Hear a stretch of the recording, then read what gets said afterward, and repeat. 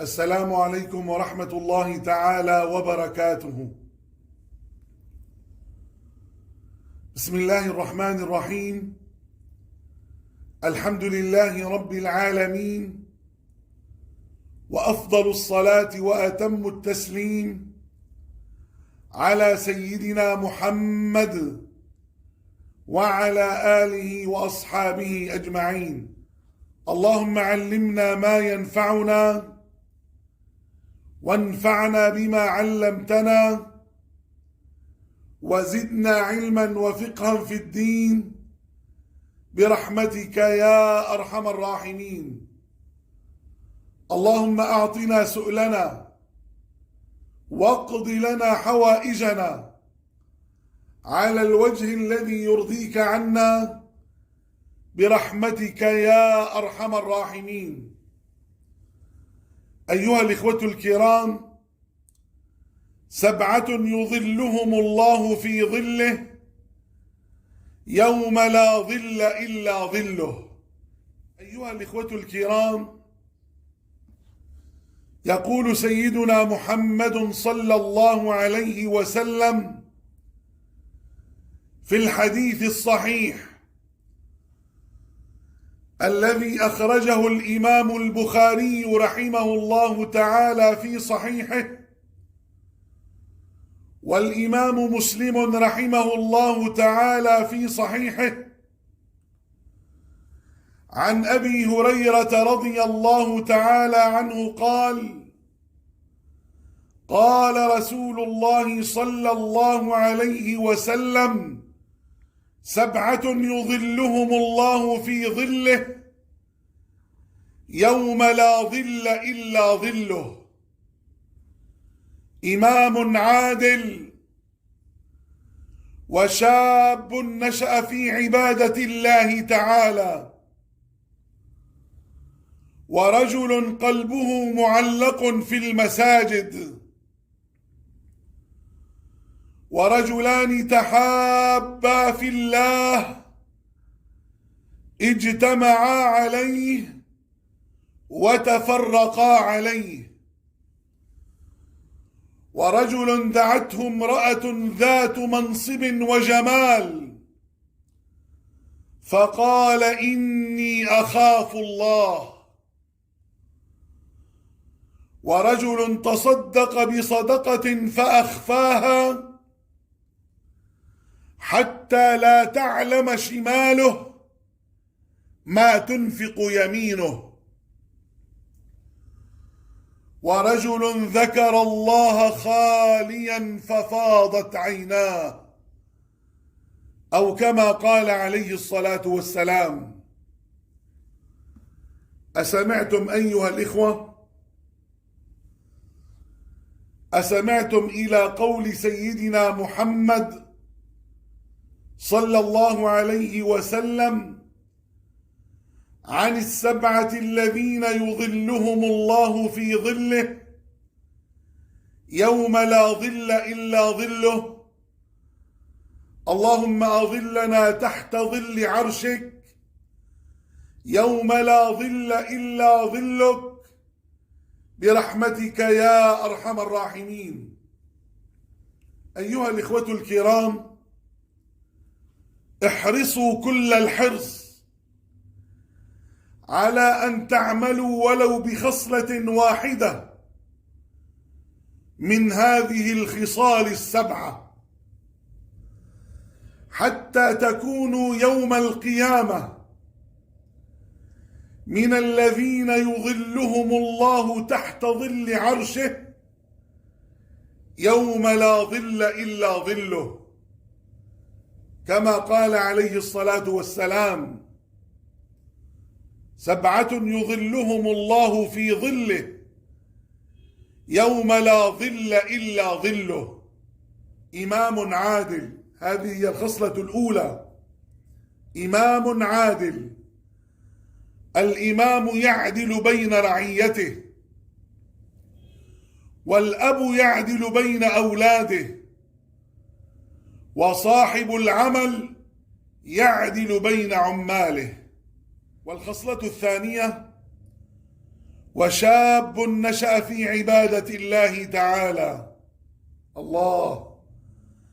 أيها الإخوة الكرام، احرصوا كل الحرص أن تنشئوا أولادكم جميعا ذكورا وإناثا على طاعة الله سبحانه وتعالى، على المخافة من الله سبحانه وتعالى، على مراقبة الله سبحانه وتعالى، حتى يظلكم وأولادكم تحت ظل عرشه يوم لا ظل إلا ظله.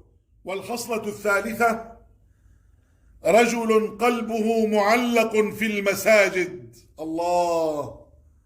هذا المؤمن، هذا العبد، هو الذي يحافظ على الصلوات الخمس في المسجد، وما إن خرج من المسجد إلا ويحب أن يعود إلى المسجد.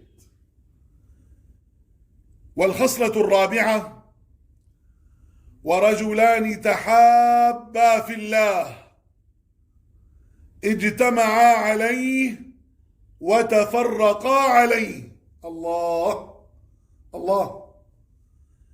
هذا الذي يحب أخاه لله يجتمع معه على طاعة الله ويفترقان على طاعة الله. اللهم اجعلنا من المتحابين في جلالك حتى تظلنا تحت ظل عرشك يوم لا ظل إلا ظلك. والخصلة الرابعة أو الخامسة: ورجل دعته امرأة ذات منصب وجمال فقال إني أخاف الله. الله الله.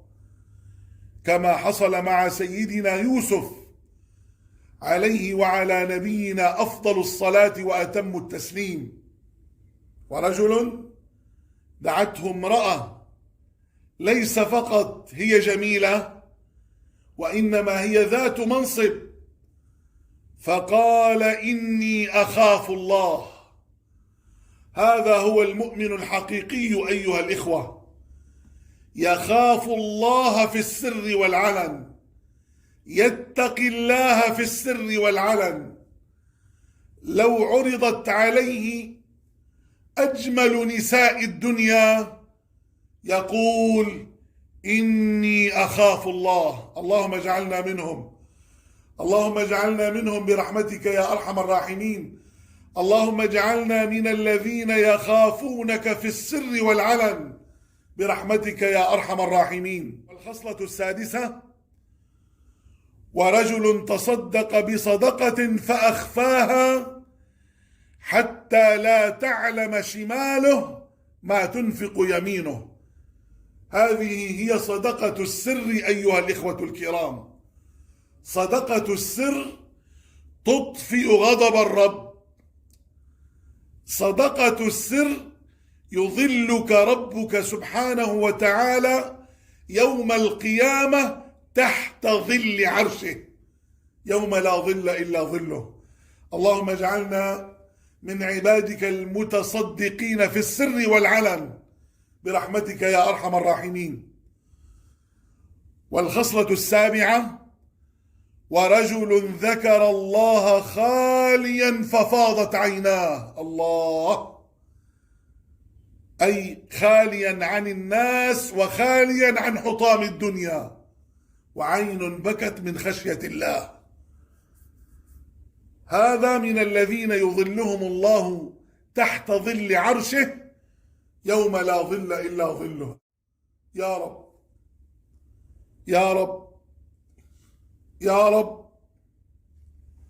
اللهم اجعلنا وآباءنا وأمهاتنا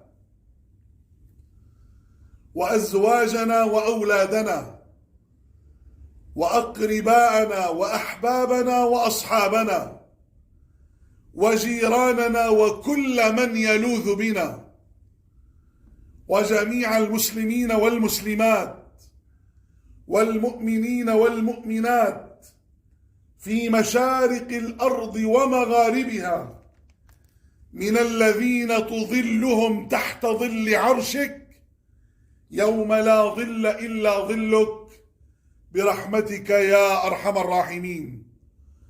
اللهم ردنا وجميع المسلمين إلى دينك وقرآنك ردا جميلا برحمتك يا أرحم الراحمين. آمين آمين آمين. والحمد لله رب العالمين، وصلى الله وسلم وبارك وعظم وأنعم على سيدنا محمد وعلى آله وأصحابه أجمعين. والسلام عليكم ورحمة الله تعالى وبركاته.